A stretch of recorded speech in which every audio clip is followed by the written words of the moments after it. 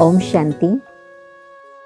हर एक को ये ध्यान रहता है कि जो कुछ हमारे रिसोर्सेस है हम उन्हों का सदप्रयोग करें, हम उन्हों को अच्छी तरह से सफल करें और यदि कुछ भी वेस्ट होता है तो उसके प्रति संकल्प चलता है कि ऐसे न होना चाहिए था।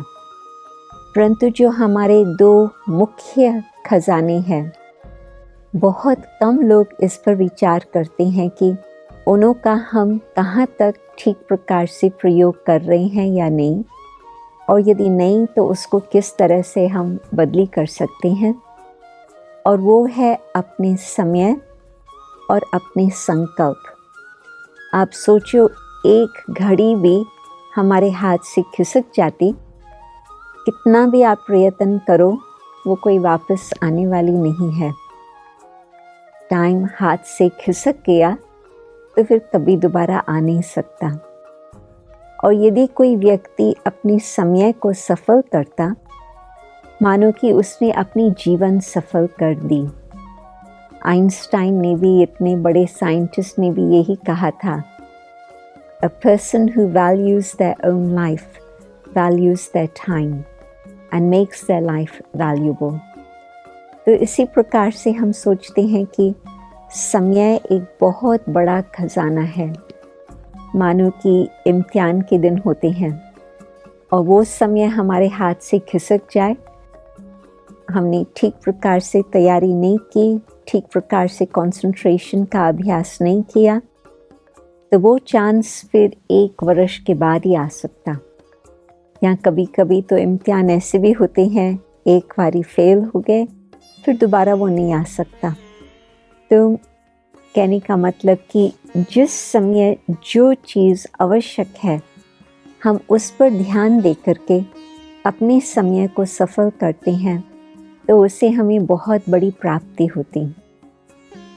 इसके साथ साथ एक और खजाना भी है जो हर एक के पास है, और वो है अपनी संकल्प शक्ति।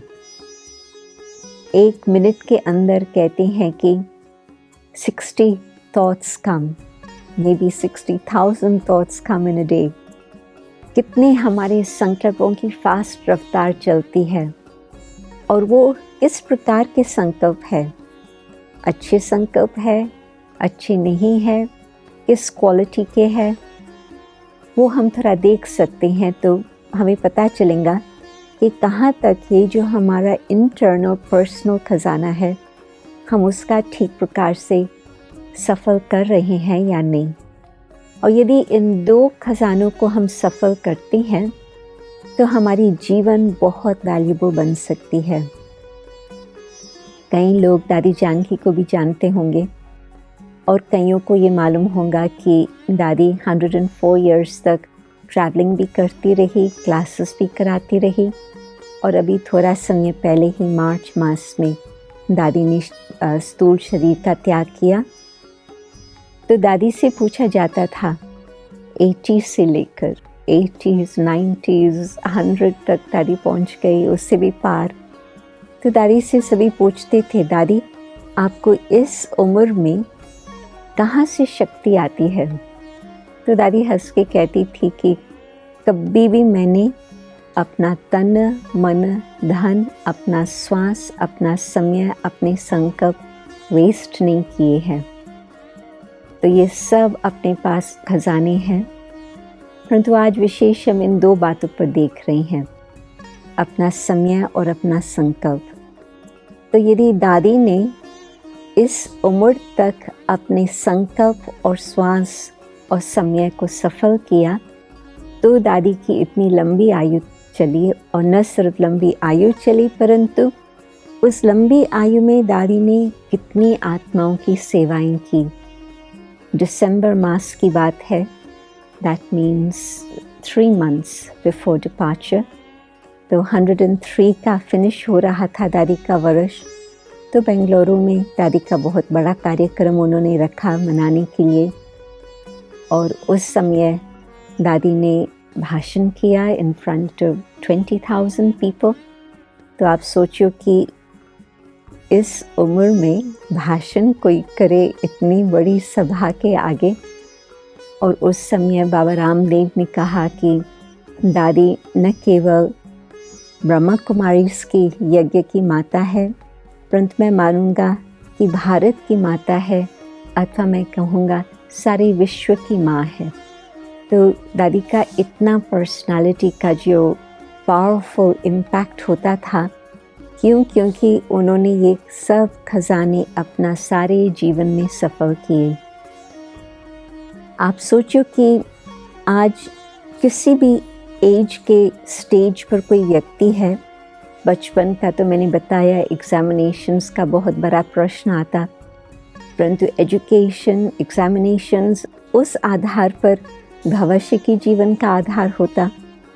तो यदि बच्चा कोई इतना ध्यान देवे तो आप सोचो वो अपनी जीवन या तो बना सकता या तो गंवा सकता। और आगे चलो, जब समय आता जॉब करते हैं, जॉब में यदि हम 1 मिनट भी नीचे ऊपर करते हैं तो आप सोचो कितना नुकसान हो सकता। और यदि नुकसान ना भी हो, इम्प्रेशन क्या पड़ता है हमारा जॉब में। न केवल हमारे आउटपुट की बात होती है, परंतु हमारी एक्यूरेसी, पंक्चुअलिटी, ये सब बातें भी गिनी जाती है। और हम थोड़ा सा लेट करें आने में, वो इम्प्रेशन क्या होता। फिर उस व्यक्ति के लिए कहेंगे, उसको हम ट्रस्ट नहीं कर सकते, विश्वास नहीं रख सकते। कभी वो जल्दी आए, कभी वो टाइम पर आए, कभी देरी से आए, कोई भरोसा ही नहीं। तो हम उनको और रिस्पॉन्सिबिलिटी क्या दे सकते यदि इस छोटी सी एक बात में हम उस पर विश्वास नहीं रख सकते।